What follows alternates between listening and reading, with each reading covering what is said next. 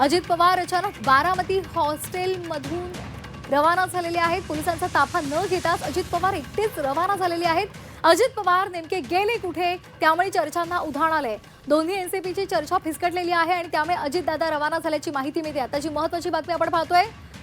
बारामती हॉस्टेलमधून अजित पवार हे अचानक रवाना झालेले आहेत। पोलिसांचा ताफा न घेताच अजित पवार एकटेच रवाना झाल्यामुळे अजित पवार नेमके गेले कुठे असा प्रश्न उपस्थित होतोय आणि त्यामुळे चर्चा सुरू झालेली आहे। दोन्ही एनसीपीची चर्चा फिसकटलेली आहे।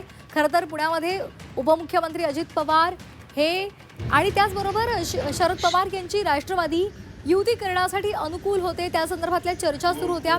मात्र आता त्या चर्चा फिसकटल्याची सध्या माहिती समोर येते। पुण्यामध्ये उपमुख्यमंत्री अजित पवार हे अचानक तिथून निघून गेलेले आहेत। बारामती हॉस्टेलमधून ते रवाना झालेले आहेत अशी सध्या माहिती मिळते।